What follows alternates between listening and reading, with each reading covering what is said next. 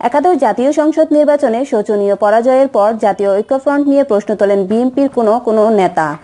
কেউ আবার ঐক্যফ্রন্টে যাওয়ার কঠোর বিরোধিতাও করেন। তবে সম্প্রতি দলের চেয়ারপারসন কারাবন্দী বেগম খালেদা জিয়া ঐক্যফ্রন্টকে আরও শক্তিশালী করার নির্দেশনা দেন। আইনজীবীদের মাধ্যমে নেতাকর্মীদের কাছে এমন নির্দেশনা আসে।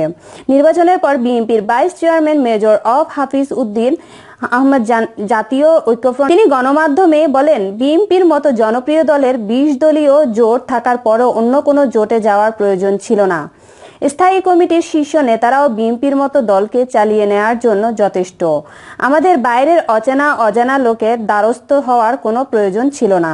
এছাড়া দলের বিভিন্ন ফোরামে জাতীয় ঐক্যফ্রন্টের ব্যাপারে বেশ কয়েকজন নেতা সন্দেহ প্রকাশ করেন। কিন্তু মামলার হাজিরার সময় আইনজীবীদের সঙ্গেও এই নিয়ে খালেদা জিয়া সুস্পষ্ট বার্তা দেন।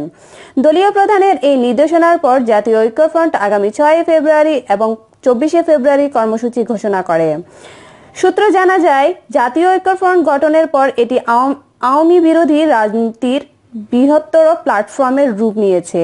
এই জোট গঠনের আগে বিএনপিকে স্বাধীনতা বিরোধী মৌলবাদ দলের সঙ্গে গুলিয়ে ফেলার যে অপপ্রচার চলছিল সেটা ফিকে হয়ে গেছে। বরং বিএনপি যে মুক্তিযুদ্ধের চেতনায় উদার একটি গণতান্ত্রিক রাজনৈতিক দল সেটি প্রতিষ্ঠিত হয়েছে।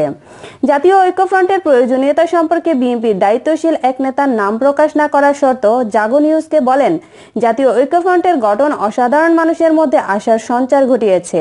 এই জোট গঠনের আগে বিএনপি দেশে এবং আন্তর্জাতিক পরিমণ্ডলে এক প্রকার, কিন্তু এই জোটে যেসব রাজনৈতিক দল রয়েছে তাদের সাংগঠনিকভাবে জনবিচ্ছিন্ন থাকলেও নেতৃত্বে তারা রয়েছেন, তাদের প্রায় প্রত্যেকেরই জাতীয় রাজনীতি এবং আন্তর্জাতিক প্রেক্ষাপটে গুরুত্ব রয়েছে।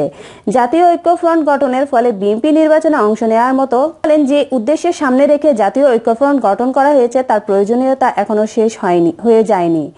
আন্দোলনের অংশ হিসেবে জাতীয় ঐক্যফ্রন্ট বা বিএনপির নির্বাচনে অংশ নিয়েছেন। নির্বাচনে পরাজয় হয়েছে তার মানে এই নয় যে জোটের প্রয়োজনীয়তা ফুরিয়ে গেছে। ঐক্যফ্রন্ট গঠন করে খুব বেশি লাভবান না হলেও ক্ষতি হয়নি। এছাড়া ডক্টর কামাল হোসেন ফ্রন্টের নেতারা তাদের অবস্থান পরিবর্তন করেননি। সরকারের জুলুম নির্যাতনের বিরুদ্ধে তাদের অবস্থান অনড় রয়েছে। ঐক্যফ্রন্টকে আরো শক্তিশালী করতে জোটের বাইরে থাকা অন্য দলগুলোর সঙ্গেও আলোচনা চলছে।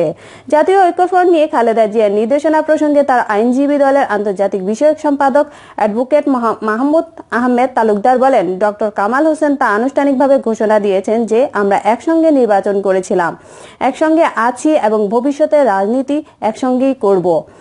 জাতীয় ঐক্যফ্রন্ট আরো শক্তিশালী করার কথা ডক্টর কামাল হোসেন বলেছেন, তার দলের আরো গুরুত্বপূর্ণ নেতারাও বলছেন, এমনকি বিএনপি চেয়ারপারসন খালেদা জিয়াও বলছেন। পর্যায়ক্রম দলের গুরুত্বপূর্ণ নেতাদের মুখ দিয়ে একথা গুলো আসবে। বিষয়টি নিয়ে বিএনপি সহ আন্তর্জাতিক বিষয়ক সম্পাদক ব্যারিস্টার রুমিন ফারহানা বলেন, আমরা তো ঐক্যফ্রন্ট করছি আমাদের চেয়ারপারসনের নির্দেশে, সুতরাং চেয়ারপারসন ঐক্যফ্রন্টের ব্যাপারে ডেফিনেটলি পজিটিভ থাকবে, সেটাই স্বাভাবিক। ঐক্যফ্রন্ট আরো শক্তিশালী হবে এবং সময়ের সঙ্গে সঙ্গে ঐক্যফ্রন্ট আরো কিভাবে বড় করা যায় সেই ব্যাপারে চিন্তা ভাবনা চলছে। এদিকে চিকিৎসক শেষ সিঙ্গাপুর থেকে দেশে ফিরে গত 31 জানুয়ারি গণফোরামে এক সংবাদ সম্মেলনে ডক্টর কামাল হোসেন বলেন, জাতীয় ঐক্যফ্রন্ট শতভাগ ঐক্যবদ্ধ আছে। সমাবেশ স্থগিত করে দুদিনের কর্মসূচি বিএনপি চেয়ারপারসন বেগম খালেদা জিয়া সহ কারাগারীন নেতাকর্মীদের নিঃশর্ত মুক্তির দাবিতে পর্ব ঘোষিত সমাবেশ স্থগিত করে দুদিনের কর্মসূচি ঘোষণা করেছেন দলটি। সোমবার 4 ফেব্রুয়ারি রাজধানীর নয়াপল্টনে বিএনপির কেন্দ্রীয় কার্যালয়ে এক সংবাদ সম্মেলনে দলের সিনিয়র যুগ্ম মহাসচিব রুহুল কবির রিজভী কর্মসূচির ঘোষণা করেন। তিনি বলেন, আগামী শুক্রবার 8 ফেব্রুয়ারি কেবলমাত্র ঢাকায় বিএনপির উদ্যোগে প্রতিবাদ কর্মসূচি পালিত হবে। কর্মসূচির জন্য স্থান নির্ধারণ করা হয়েছে রমনার ইঞ্জিনিয়ার্স ইনস্টিটিউশন। এছাড়াও শনিবার 9 ফেব্রুয়ারি দেশব্যাপী এক দাবিতে ঢাকা মহানগরীর প্রতিবাদ কর্মসূচি পালিত হবে। সংসদে বিরোধী দল নির্ধারণ করার মালিক আওয়ামী লীগ নয়, ইনু। সংসদে কোন দল বিরোধীদের আসনে বসবে তা নির্ধারণ করার মালিক আওয়ামী লীগ নয় বলে মন্তব্য করছেন ক্ষমতাসীন 14 দলীয় জোটের অন্যতম শরিক দল ও জাসদের একাংশের সভাপতি হাসানুল হক ইনু। সমসাময়িক রাজনীতি, একাদশ জাতীয় সংসদ নির্বাচন, 14 দলীয় জোট এবং বঙ্গবন্ধুর হত্যায় জাসদের ভূমিকা, মন্ত্রিত্ব না পাওয়া নিয়ে রবিবার 3 ফেব্রুয়ারি দেওয়া একান্ত সাক্ষাৎকারে হাসানুল হক ইনু একথা বলেন। আওয়ামী লীগ নেতৃত্বাধীন গত সরকারের মেয়াদের এই তথ্যমন্ত্রীর সঙ্গে কথোপকথনের বিস্তারিত। আওয়ামী লীগ থেকে 14 দলীয় জোট বিরোধী দলের ভূমিকা থাকতে বলা হয়েছে। আপনারা কি বিরোধী দলে যাবেন? কে বিরোধী দলের আসনে বসবে আর কে বিরোধী দলের আসনে বসবে না এটা নির্ধারণ করার এখতিয়ার বা মালিক আওয়ামী লীগ বা অন্য কেউ নয়। এই সিদ্ধান্ত স্ব দল গ্রহণ করবে। এছাড়া কেউ যদি সরকারের নির্দেশে বিরোধী দল হয় তাকে আমি এক কথাই বলবো, ফরমাইশি বিরোধী দল। 14 দলীয় জোটের শরিক হিসাবে ছিলাম, এখনো আছি। আমি রাজনৈতিক কারণে 14 দলীয় জোট থাকার প্রয়োজনীয়তা মনে করছি। সাম্প্রতিক জঙ্গিবাদ ও রাজাকাররা এখনো আত্মসমর্পণ করেননি, তওবা করেননি। তারা রাজনৈতিকভাবে কোণঠাসা হলেও তারা চক্রান্ত ও ষড়যন্ত্রের পথ পরিহার করেননি। সুতরাং জোটের প্রয়োজনীয়তা রয়েছে। আমরা জোটগতভাবে ভোট করছি এবং সংসদে জোটবদ্ধ থাকব। এর বাইরে আওয়ামী লীগের যদি অন্য কোনো সিদ্ধান্ত নেয় তাহলে আমরা জোটের শরিকরা বসে পরবর্তী সিদ্ধান্ত নেব। আওয়ামী লীগের অনেক নেতা মন্তব্য করছেন বঙ্গবন্ধুর হত্যার পর জাসদ তৈরি করেছিল। আওয়ামী লীগের কতিপয় নেতা নেত্রী বঙ্গবন্ধুর হত্যা নিয়ে অবান্তর কথা বলেন, তথ্য ছাড়াও কথা বলেন। জাসদ ও আওয়ামী লীগের ঐক্যটা চুলছেরা বিশ্লেষণের পরেই শেখ হাসিনার একসঙ্গে কাজ করার সিদ্ধান্ত নিয়েছেন। বঙ্গবন্ধু হত্যার বিচার হয়েছে। এই দীর্ঘ বিচার প্রক্রিয়া বাদী এবং বিবাদী কেউ জাসদ সম্পর্কে একটি শব্দ উচ্চারণ করেননি। বঙ্গবন্ধুর হত্যাকারী ও নৈপথ্যের নায়ক কারা সেটা সবাই জানেন। সুতরাং দৃশ্যমান হত্যাকারীদের আমরা দেখছি। নৈপথ্যের নায়ক খন্দকার মোস্তাকের বিচার হয়নি। এছাড়াও আরো যারা হত্যার নৈপথ্যের নায়ক তাদের ব্যাপারেও দেশবাসীর জানা উচিত। পরে সুফলভোগী কারা তাদের তালিকা করা হলেও এই নিয়ে গবেষণাও করা যেতে পারে। সেই সুফলভোগীদের তালিকায় জাসদ নেই, বরং 75-এর 15ই আগস্টের হত্যার পরে 17ই আগস্ট খুনি মোস্তাকের বিরুদ্ধে জাসদ মিছিল করে। শাসনামলে জাসদের শতাধিক নেতাকর্মীদের হত্যা করা হয়।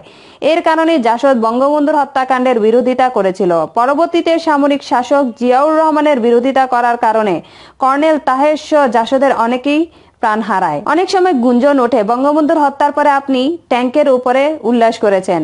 ফেসবুকে একটা গুজব ছড়ানোর চেষ্টা করে জামাত শিবিরের বাঁশের কেল্লা। এখানে প্রথম কথা হচ্ছে 15ই আগস্ট বঙ্গবন্ধুর হত্যার পরে প্রথম দিনে ঢাকা শহরে কেউ উল্লাস করেনি। এই নিয়ে গণমাধ্যম কোনো রিপোর্ট নেই।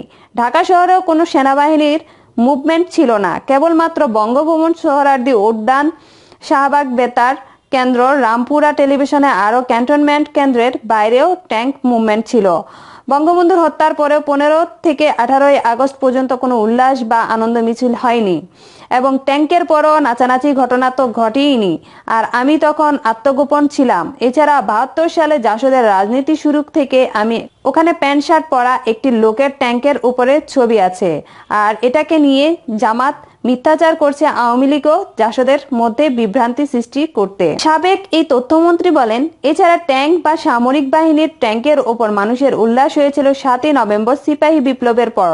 7ই নভেম্বরে ও আমরা যে বয়স ছিল তাতে ট্যাঙ্কের উপরে উঠে নাচার মতো বয়স ছিল না। তখন আমি জিয়াউর রহমানের সঙ্গে ডেন দরবারে ব্যস্ত ছিলাম। সুতরাং এই যে ট্যাঙ্কের উপরে যে ছবিটা দিচ্ছে 7ই নভেম্বর, এই রকম বহু ছবি আছে। সেগুলো মানুষের ছবি। সাধারণ মানুষেরা ট্যাঙ্কের উপরে উঠে নাচানাচি করছে।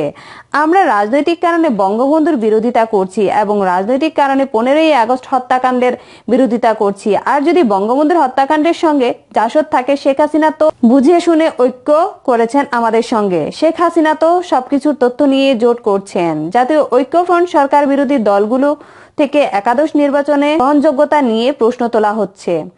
নির্বাচনী আইন হয়। নির্বাচন বিএনপি জামাত ঐক্যফ্রন্টে অংশগ্রহণ করছে। নির্বাচন ব্যবস্থার সন্তুষ্টির পরেই তারা নির্বাচনে অংশগ্রহণের সিদ্ধান্ত নিয়েছে। নির্বাচনের দিন বিকাল 4টা পর্যন্ত তারা নির্বাচনে ছিল। 40,000-এরও বেশি ভোট কেন্দ্রের মধ্যে নির্বাচন সংক্রান্ত সহিংসতার ঘটনাও ঘটেছে 22টি কেন্দ্রে।